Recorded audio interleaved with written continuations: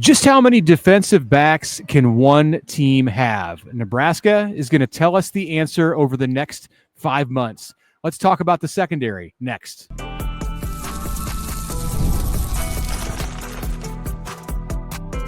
You are Locked On Nebraska, your daily Nebraska Cornhuskers podcast, part of the Locked On Podcast Network, your team every day.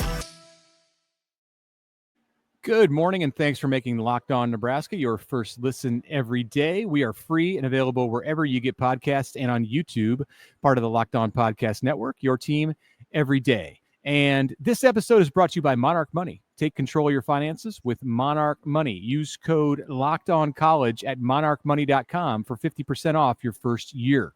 All right, welcome in. It's Wednesday. Connor Happer here from 1620 The Zone in Omaha. Mitch Sherman from The Athletic, who is spent the last 24 consecutive hours in the hotel lobby where he's in the same clothes. Yeah, and I'm wearing the same shirt. It's truly amazing, but we're really dedicated to this podcast, so that's what's happening. I'm still in Arizona as we record this episode. Probably when this episode at some point publishes, I'll still be in Arizona. I don't know for how long because I don't know what's happening in Omaha. If it's going to be buried by 10 feet of snow, if the wind is going to blow everything away, I don't know. I may just move here. Okay, well, if it has to be done, then you'll fall on the sword of moving to Arizona for everyone, it sounds like, which is tough for you. I'm supposed to let you know that I have a live studio audience today. Wow. 14-year-old Zach Sherman is with me alongside here on the Locked On Nebraska podcast. So thank you. It's our first ever audience member. All right. Let's get to talking about Nebraska's defense. Let's do it. As we continue on with our spring previews here. Okay, so you asked the question, how many defensive backs could one team have? Stick with me as I give you the basic rundown here. So returners, there are 11 of them back who played last year for Nebraska. DeShon Singleton, Marques Buford, Ceyair Wright, the actor, Malcolm Hartzog, Mario Buford, Bly Hill, Jeremiah Charles, Caleb Benning, Donovan Jones, Amari Sanders, Larry Tarver. Those guys were all on the roster last year, contributing varying levels of things. Mm-hmm. New people, new faces in the secondary. Andrew Marshall, the transfer from Idaho, Justin Rhett, the transfer from Georgia, and Jameer Khan, the transfer from Southern Illinois. Is that right? Yeah. Jameer Khan from Southern Illinois. Yeah. I need to look at the roster. Jameer Khan is from, I don't know. Why don't you continue on? Here we go. Junior from Kansas City, Missouri, Lee Summit North, Southern Illinois. Yes. Look at that. Well done. And then incoming freshmen like Tanner Turch, Bryson Weber, Caden Vermas, and then there are others on the roster as well who will be fighting for roster spots undoubtedly, like Derek Branch and Jaden Doss and DeAndre Barnes and Ramir Stewart and Bryce Turner and Roger Gradney and Rex Guthrie and Braden Prude and Evan Taylor and Preston Okafor and Kamir Prescott and Thomas D'Onofrio. So there's a lot going on. Why does Nebraska have so many defensive backs? Can we first just come to a conclusion on that? I think I have a pretty good idea why. I have a good idea. We'll see if they're the same. It's a position where they need to find the best, 5, 10, 15 that they could possibly get. And so they loaded it up, and there's going to be a lot of guys who I just named who aren't here in the fall. And it is literal fighting for roster spots, on purpose. I think that was by design. Even with the guys that they brought in, there might be guys that they brought in who are new to the team who won't be here in the fall. I think that's a real possibility. With the exception of the 6 who are new to the program this spring, and they're all here. The 3 transfers and the 3 freshmen that you mentioned are all here for the spring. With the exception of those 6, everybody was brought into this program. Well, there were a couple holdovers from the Scott Frost era, like Marques Buford and Malcolm Hartzog. And then everybody else was brought into this program by Evan Cooper, the former secondary coach who's been gone from Nebraska since July of last year. But I think because of his way of roster building in the secondary and talent accumulation and the trust that Matt Rule had in Evan Cooper to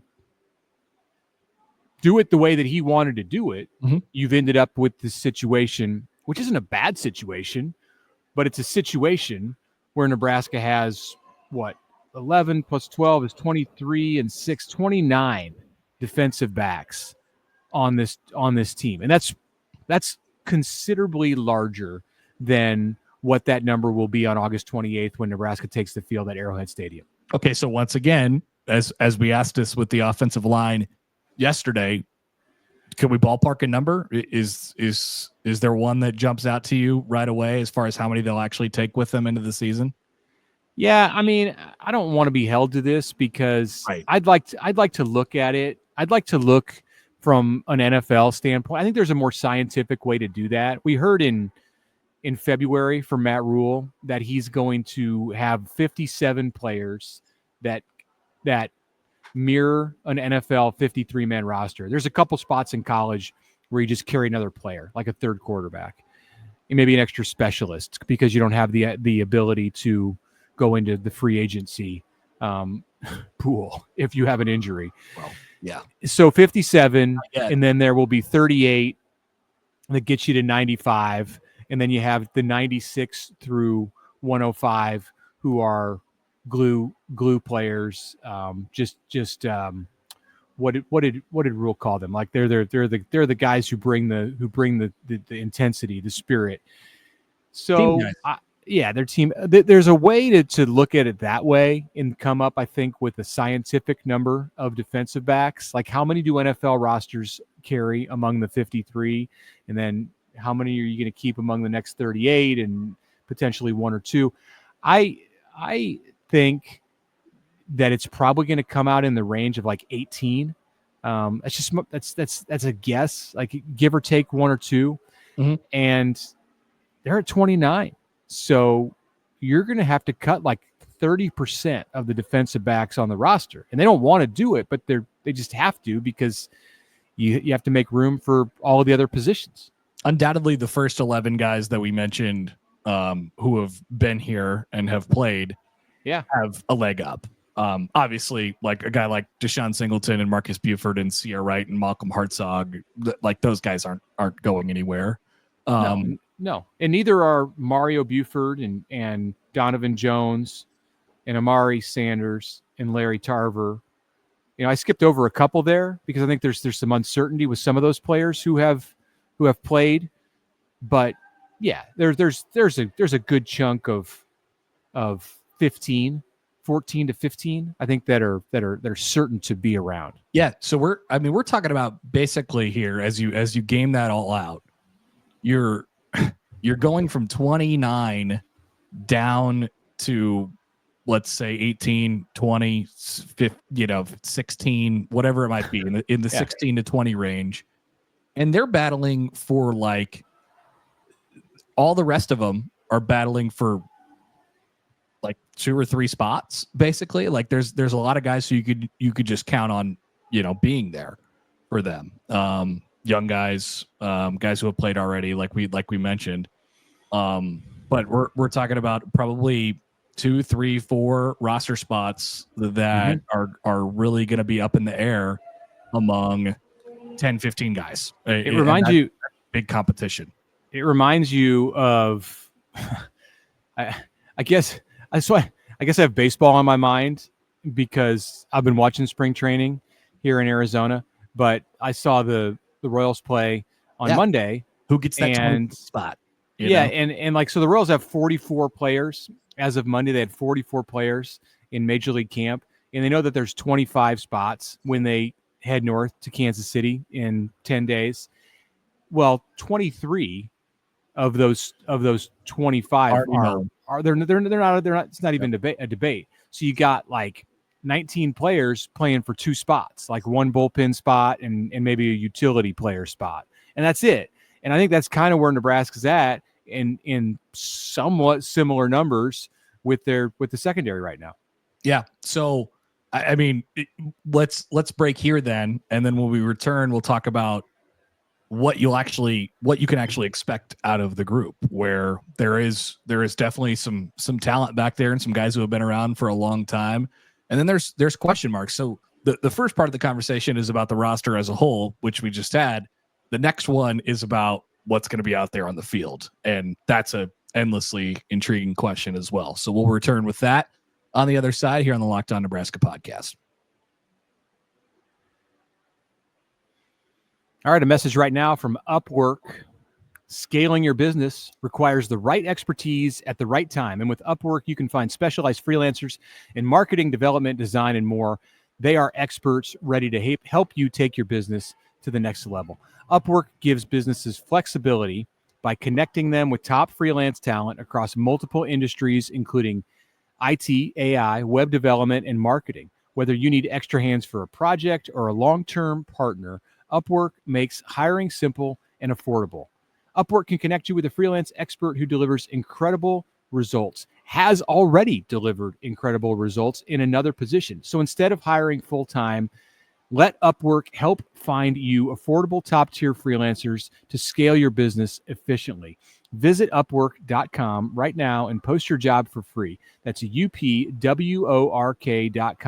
Upwork.com to connect with top talent and grow your business today.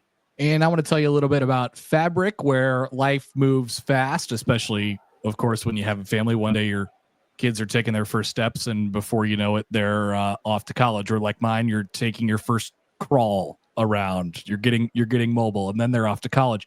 That's why you need to secure your future. And it's really important. Fabric by Gerber Life makes it simple to get term life insurance that fits your family's needs. With Fabric, you can apply for term life insurance online right from your couch. You could be covered in under 10 minutes. And in many cases, there's no health exam. You can get $1 million in coverage for less than $1 a day. So protecting your loved ones does not have to break the bank. Join the thousands of parents who trust Fabric to help protect their families. Apply today in just minutes at meetfabric.com/lockedoncollege.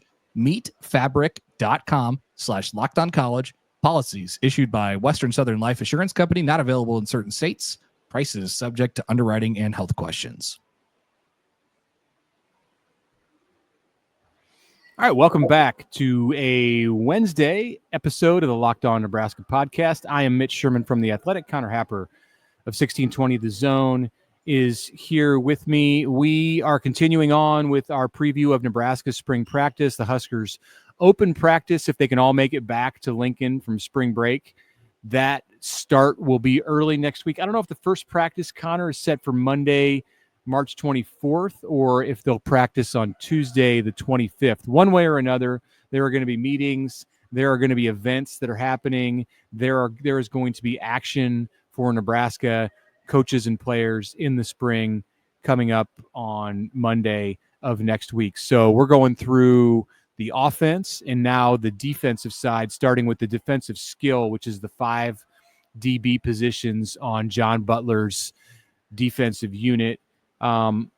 Since we're talking about a coach, since we're talking about John Butler, he coached the secondary last year for Nebraska, has moved into the DC role with the departure of Tony White, and Nebraska hired Addison Williams, who was the coordinator at UCF and has been around the South, been around the state of Florida, is going to be an effective recruiter, seemingly, for Nebraska.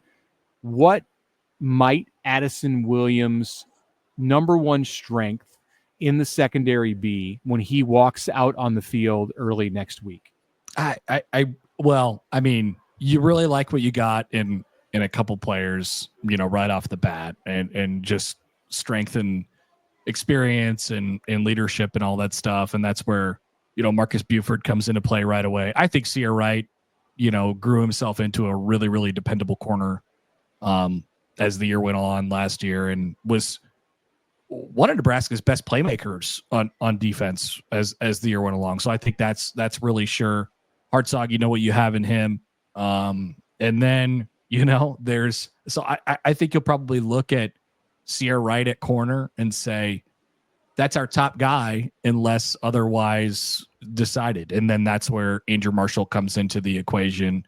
But with Singleton back in the secondary as well, you could kind of slot him in to a spot, experienced guy. We're talking 6 year. So you have that, and Buford obviously slots into a spot. What is the best spot for Marques Buford, who is moved around a little bit in his collegiate career so far? Yeah, it's safety. Yeah. His best spot is safety. He did Nebraska a solid last year. Marques Buford did by going and playing corner. But I think it'll be interesting to see a year from now if he's somebody. His size, he's not a big guy, and it may limit him a little bit in his ability to take it to the next level. But he plays like a bigger player, and he's been so valuable for Nebraska. And I think he's going to be a hugely important voice for this team in the locker room and through the rest of this offseason. But I think unequivocally that safety spot, if Buford is given the opportunity to lock down a safety spot, and Nebraska has 3 safeties in this defense, and I don't think they're going to stray from that.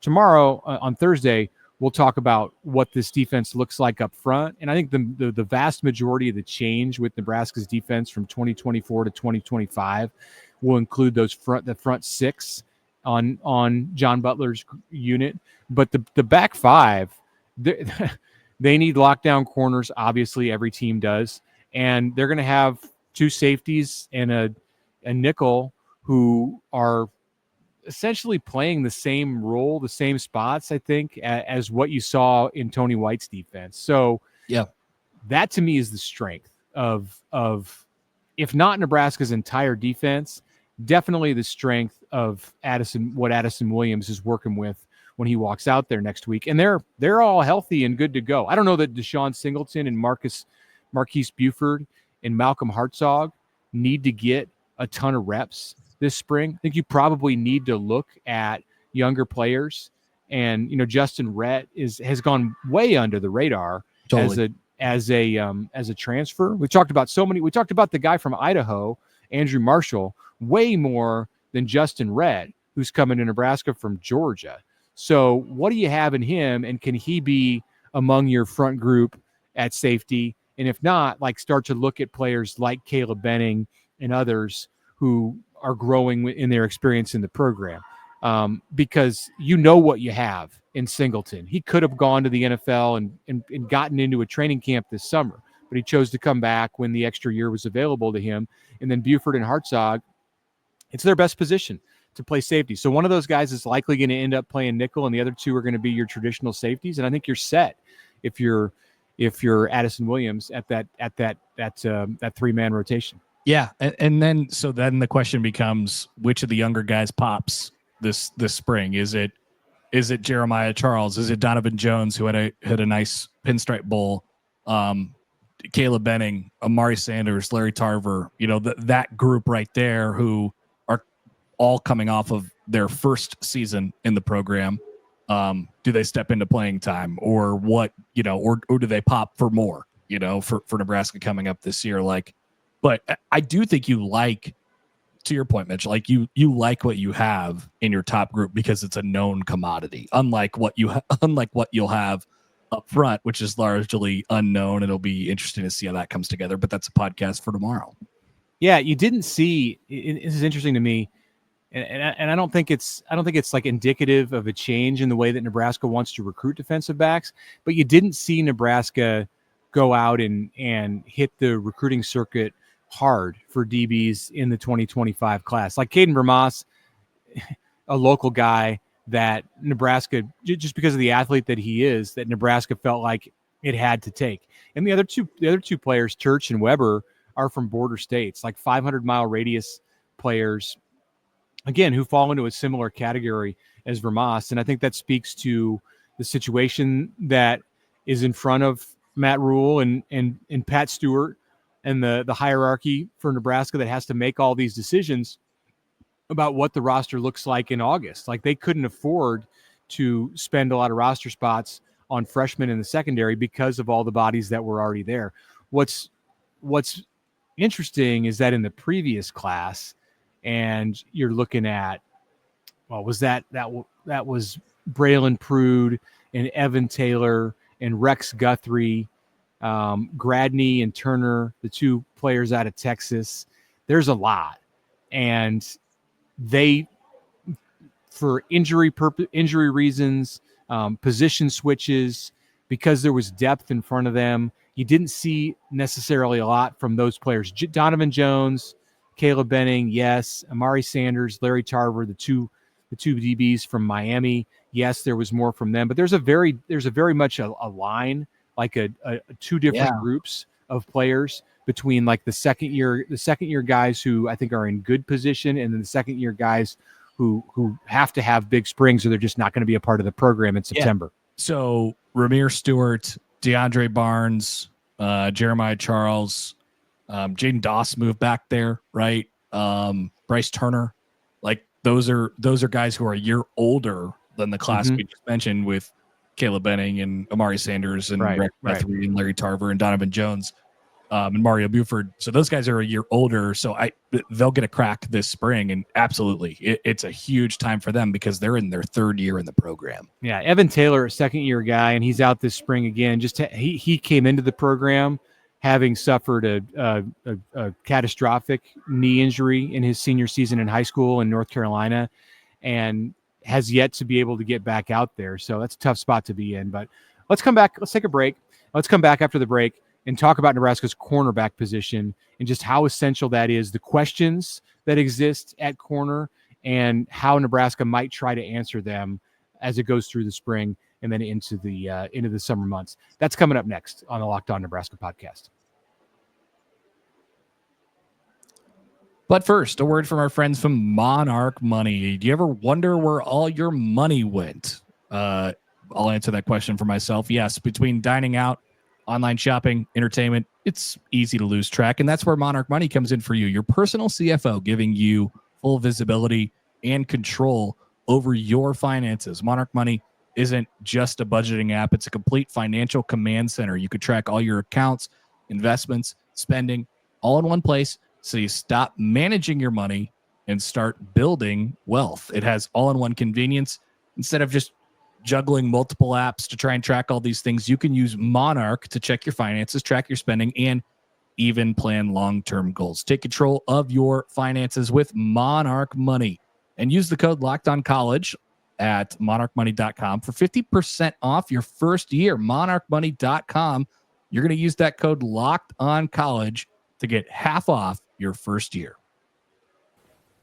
The NCAA tournament is here, and so is the Bracket Breakdown. Locked On Podcast Network and Amazon Fire TV channels are teaming up to deliver NCAA tournament coverage like never before.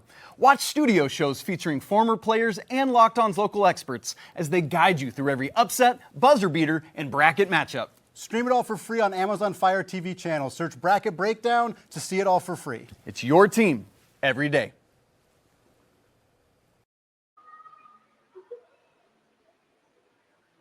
All right, welcome back here on a Wednesday. Connor Happer, Mitch Sherman with you. Nebraska's corners. What do they have in the position? I mentioned earlier, I think Ceyair Wright, has a chance to be kind of a standout as a guy who is returning on this group and made plays last year. And then, where do you sort of go from there? It'll be interesting to see how that battle shakes out now during the spring.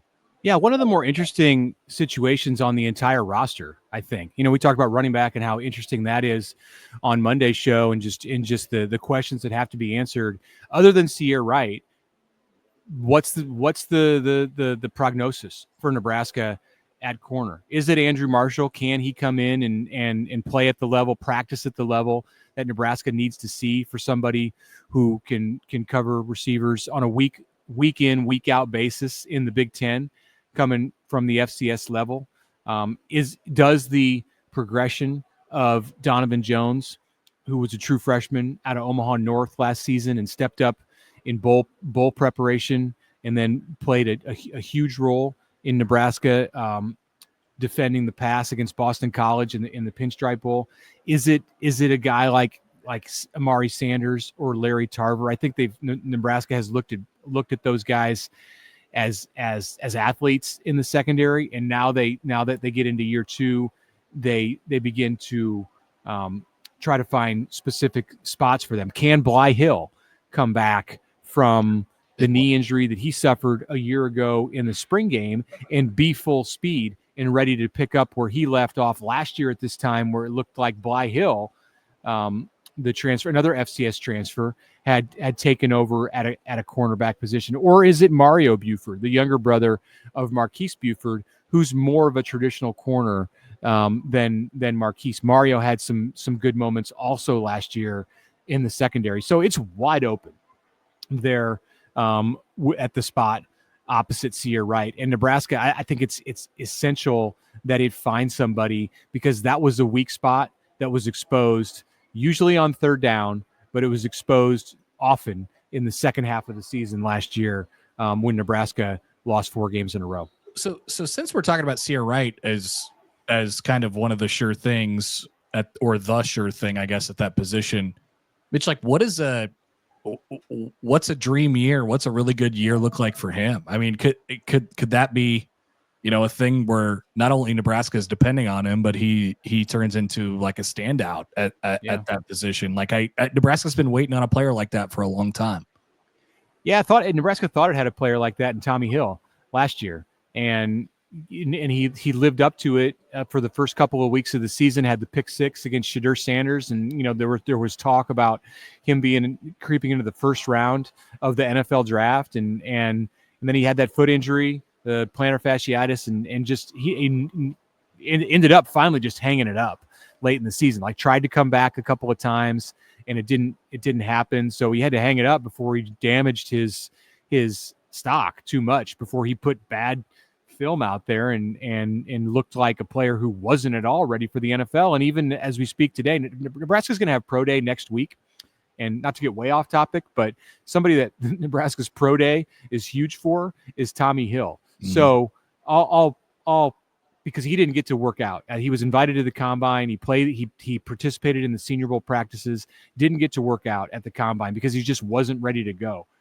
I'll spin that conversation forward with Ceyair Wright, and what you obviously have to guard against is him having some kind of a second year setback in the program. That happened to him at USC, where Ceyair Wright came out with a good year, and then the next season, amid like a ton of like bad stuff that was going on with the USC defense in 2023, it was a mess. Mm-hmm. And Ceyair Wright, like he had struggles, and that's what led him to go into the portal. So before I think you can start thinking about like, hey, can this guy like work himself into the NFL conversation? Can he be in contention for all Big Ten? Like, you need to get him back to the level that he was at for the second half of the 2024 season, and then find a way to take it up a notch from there. And I think the other guy that everybody's sort of looking at is Andrew Marshall. Right. Mm-hmm. He comes in with a little, maybe more fanfare than any guy that we've seen that has gotten to the FBS level, with the exception of Mari Toure, potentially, who ended up being really good and Nebraska's leading receiver that year. Andrew Marshall's got a lot of juice behind him at this point. I think the reason for that, I'll give 3 quick reasons. One, he played well against Oregon early in the season. Everyone saw that. 2, he's a special team standout. So what the profile for Andrew Marshall went up because Nebraska was so bad in the return game, and there was a thought, hey, this guy not only can come in and be a defensive back, he's going to return kicks. And then 3, he was one of the few transfers who actually talked to the media, like talked publicly, like did interviews. Most of these players, until we heard from Dane Key and DeShon McCullough, who and Rocco Spindler last a couple of weeks ago, they were largely quiet, and that's just kind of the way it goes with most transfers. It's not like recruits where they're turning around every day and doing another interview with the recruiting side. Like, the transfers kind of have a low profile. Andrew Marshall was happy to talk about his journey and coming from Los Angeles and having the